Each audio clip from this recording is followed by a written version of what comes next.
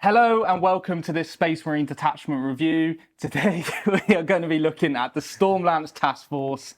We're going to be looking at basically the enhancements, the stratagems, the best unit combos, and also look at a list at the end. Without further ado, let's look at this detachment. So what's the detachment rule, mate? Well, Jord, the detachment rule is lightning assault. Lightning assault, so Thor. Yeah, this is very, very simple. Yep. You get advance and charge and fall back and charge. So you're eligible to charge even if you advance or even if you fell back. Now, I don't know possibly what unit or army would be really good with this. It's the Thunderwolves. So again, this is more of a... So the theme of this detachment is more of your mounted units. This is a very White Scars themed detachment. Yep. Your mounted units, so things like your Outriders, your Thunderwolf Cavalry. Yeah, for Space Wolves. But even then, the main detachment benefit doesn't just affect mounted. So things like your Assault Intercessors with jump packs, Assault Intercessors in general. You've got your Crusaders, maybe. Terminators. Yeah. I think this detachment has a lot of play for a lot of different sort of builds. Yeah. It's going to be interesting to see how, sort of as we delve in, how much obviously mounted is a big benefit in this. Yeah. And spoilers, you get a lot if you're mounted. Yeah, exactly. And it's kind of a weird one, right, with this detachment, because in the Space Marine Codex, there is only one unit, well, two if you count the ATV, that actually have the mounted keywords. Yeah. So you basically, and there's only one character that can lead them, which is the chat, as we'll come to. So it's a bit, with the mounted side of things, that's why we think we're going to look at the options available with other chapters, right? In terms of chapters that I think make the most benefit of this, I definitely think Space Wolves are the one that really shine here because of the Thunderwolf Cavalry. Yeah. But that doesn't mean that like your things like your Outriders and stuff are any worse off. No. I just think all it is that this detachment, as you'll know, as you'll see, gets so many benefits for being on something mounted that you'd just be silly not to. Yeah, exactly. So, all right, cool. Well, so let's look at some enhancements next, and let's see what we can benefit our characters with, right? But before we continue, I'd like to give a quick shout out to our sponsor, The Outpost. If you're looking for great deals on your miniatures, paints and gaming supplies, we've got you covered. Their wide variety of exceptional service makes them the go-to destination for all hobby needs. So don't wait, check out The Outpost today. Link in the description below.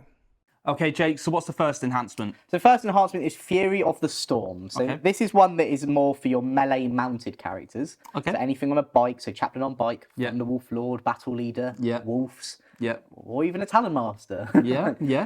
So this is a mounted model only, improve the strength and AP characteristics by 1, but if you charged, then you get +2 to each of those. And it's for melee. It's melee weapons. It's just only. melee, yes. So if it is on the Talonmaster, it's not going to affect like assault cannons. You get like a sword though. He gets. Yeah, exactly. Yeah. So main things to note here: really great for your Thunderwolf Lord with a Thunderhammer. Yeah. That bumps him up to strength 10, I believe, or even with a Power Fist. Yeah. And if he's in a unit of Thunderwolves, he gets +1 damage as well. So now you've got a strength 10 -4. -4 damage. Damage free Thunderhammer with Dev Wounds. Yeah.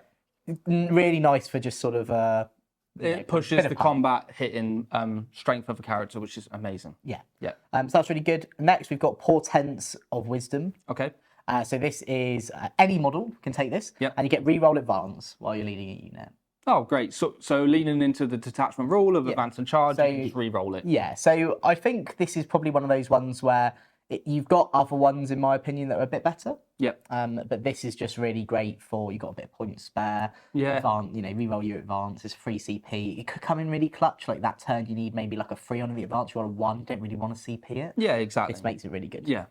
So I like that. Then we've got Fainting Withdrawal. So this is any Adeptus start his model. While the bearer is leading a unit, the unit is eligible to shoot even if it fell back. Okay, cool. Nice. So actually gives you sort of, so now you've got a unit that can fall back, shoot and charge. Yeah.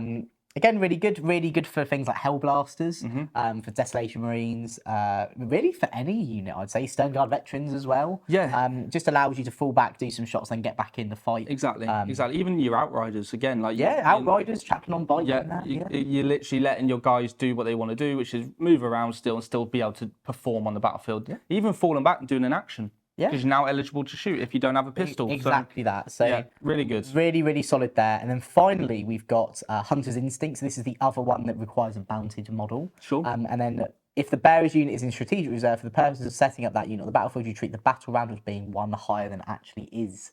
So not the most useful thing in the world, but again, could come up really clutch. Like, let's say you're playing on a deploy, like if you know you're going to a tournament and you know the map layouts, and let's say you want to take, I don't know, maybe 2 units of Thunderwolf cavalry, big units of 6, and you know you can only hide 1 unit, you could have this enhancement in the other units, and then you can put it in strategic reserve, and you know that you can either bring it on turn 1, so then that unit moves up into another staging point, and that unit can come in where that other unit was, or it means you can come in your opponent's point zone turn 2. You could rapid ingress turn 1, right? You can rapid ingress with it. Yeah. I think it's one of those ones which, again, maybe not one that shouts out on the page to you. Yeah. But still is useful. Let's play. I think this is more for like those sort of more intellectual types that sort of, when they go to a tournament, and as we always recommend, you look at the pack, you look at the terrain maps, and if you practice deploying your army, you go, oh, I want to use 2 units of 6 Thunderwolf cav, but I can't fit it and it be safe. I mean, they're on a massive basis. Yeah.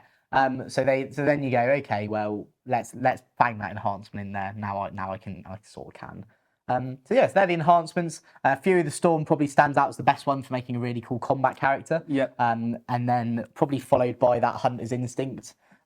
Fainting Withdrawal, and then finally Portents of Wisdom. I think the Portents of Wisdom is definitely the epitome of I have points spare and nothing to spend it on. Yeah. But a lot of the time, I would probably just forget I have it, to be honest. Yeah. Make sure you try and remind yourself that you've put it on. Reroll advance. Maybe even get like a token just as reroll advance. Exactly. So super good there. Really, really like that.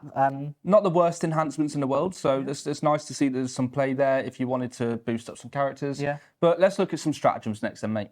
Let's take a moment to appreciate Colourforge, our fantastic sponsor. Their range of spray paints has become our go-to for making our miniatures come to life quickly and efficiently. The quality and variety of colours they offer are truly unmatched, providing a smooth application for stunning effects every time. Check out Colourforge for your next hobby project.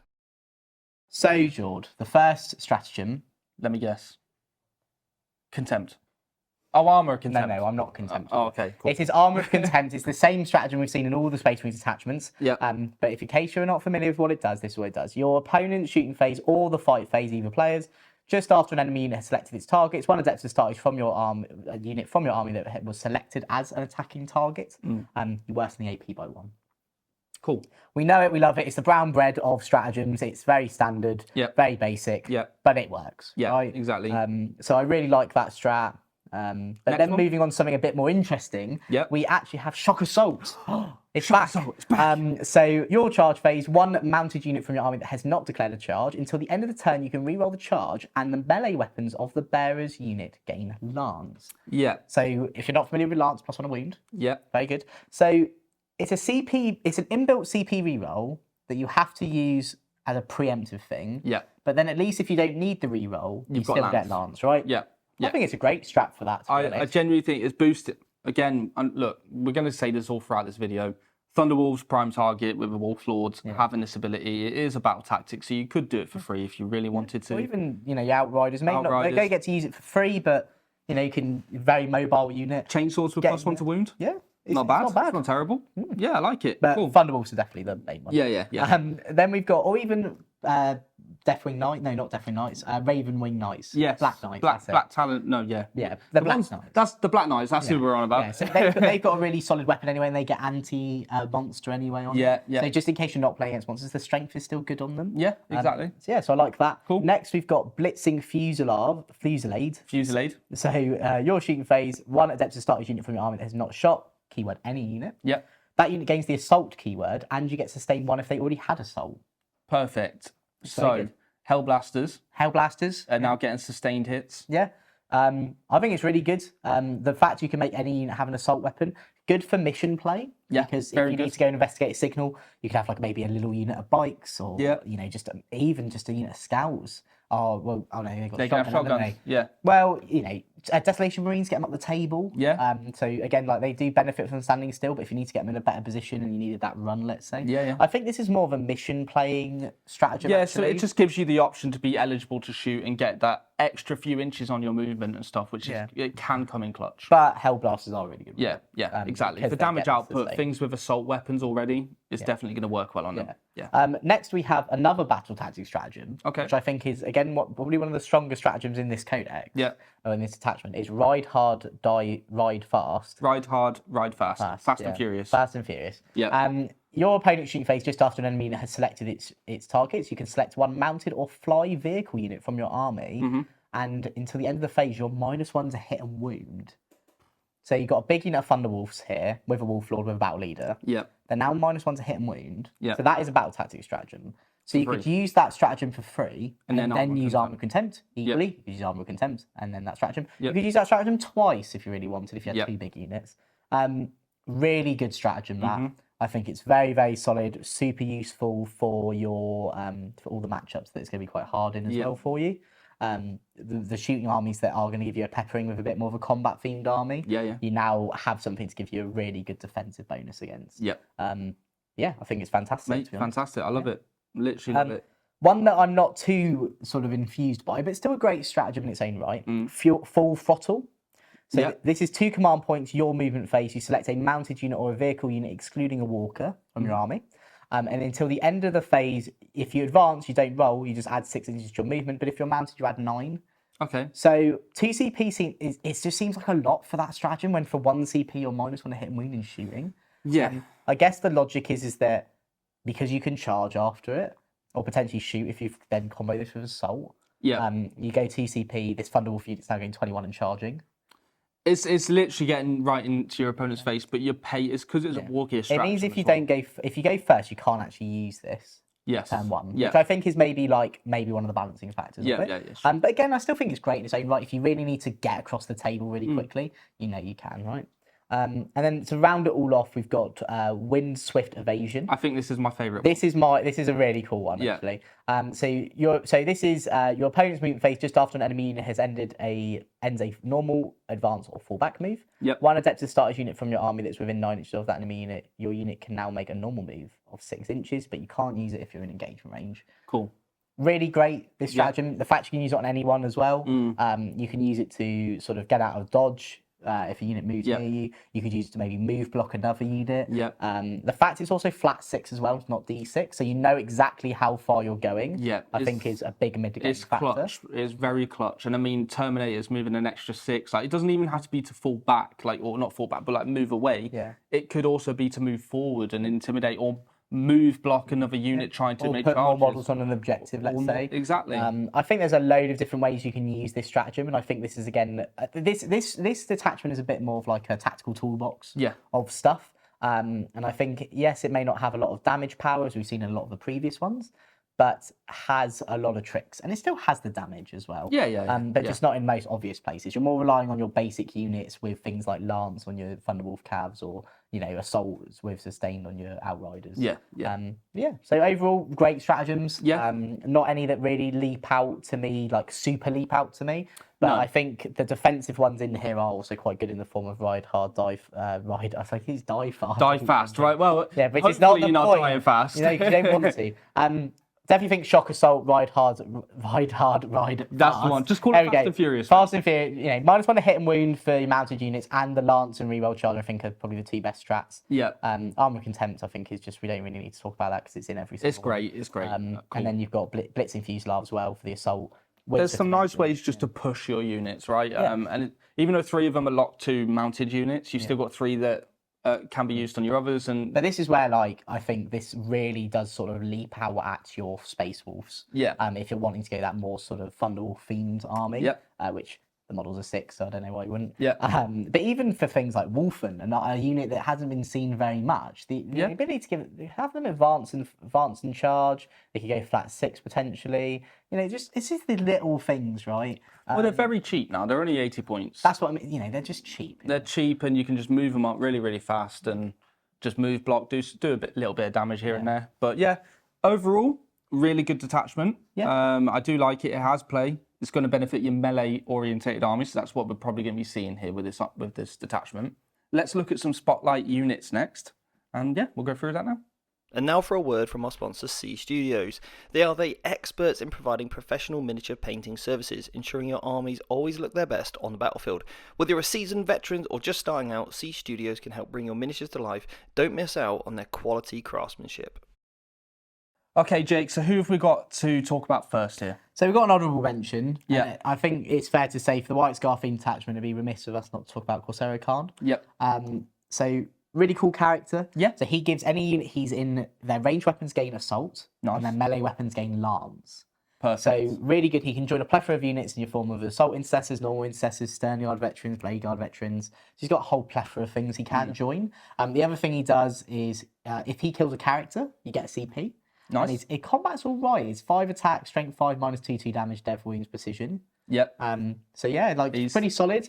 It's just a shame he doesn't have a bike or something. I would love to have seen like a White Scars character with a bike. Yeah. That would have been cool, but maybe in the future. Maybe in the future. But the main things we're going to sort of talk about units-wise. The first one, we've mentioned them all throughout this video. It's Thunderwolf Cavalry for Space Wolves. Yeah. They just gain so many benefits. Running and charging for the whole game is amazing for them. They've got loads of stratagems that benefit mounted units. Even your mounted characters have enhancements as well if you want to put a Wolf Lord or a Battle Leader in there. Yeah. So overall, I think the whole of the Thunderwolves are amazing in this attachment. Yep. And then some other units I think are quite good. Assault, intercessors, and with jump packs and Vanguard veterans. So anything with jump pack, Yeah. it just allows that unit to sort of run and charge, so their fast units become even faster. Yeah, sure. They want to be in combat anyway. Yeah. And on top of that, they do have a few stratagems they can use, mainly like the Lance one. Yeah. Reroll charge. That's good. Terminators, again, normally a very slow moving unit. Now can advance in charge to help them get up the board. Can be really good. You can rapid ingress them. And then literally they've got their move and advance and charge, so they should be able to get their targets pretty easily. And another one I do personally like, Assault Centurions. Yeah. So this unit could come on from Strat Reserve, let's say, and then you could pay 1 CP, reroll the charge with Lance. They get Sustain 2 versus vehicles and monsters. And so now you're going in there with Strength 10, -2, flat 3 damage with Lance. You're just going to be punching things, and they're going to be doing a lot of damage. So it makes normally slow-moving units a bit faster, but it's making those faster-moving units even faster. Yeah, definitely, mate. Definitely. Yeah, no, it's there's definitely a lot of play for these sort of things, and I think Space Wolves particularly just shine in this detachment, don't they? So cool. Well, let's look at a list next, and we'll go through that now. We're grateful to have Frontline Gaming as our sponsor. They're a truly one-stop shop for all your gaming needs, from terrain and mats to an extensive range of miniatures in the United States. Plus, their community-focused events are known to foster what we call the Warhammer 40k spirit. So if you want to start playing at events and you're truly passionate about the game, then make sure you attend one of the next Frontline Gaming events. Okay, Jake, so we've made a list here, haven't we, mate? For... I think we've made a really good list. Yeah. Well, we're going with a Space Wolf theme on this one. Yes. Because we think they shine particularly in this detachment. So we want to highlight the strengths here, don't we? Yeah. So leading the army, we've got the one and only Logan Grimnar on Santa's Sleigh. Yeah, so he is very powerful. Yep. So the main thing he does is that he has a once per game, your whole army can reroll charge, and if you make it into combat, you get reroll hits. Yep. So good. Yeah, on top of that, he's also on the Santa Sleigh, Yeah. and he's Logan Grimnar, and he gets Sim enough. Yeah, And he's also actually quite hits really hard as well. He hits really hard, and on top of that, he literally, every time he kills a unit, you get a CP. Yeah.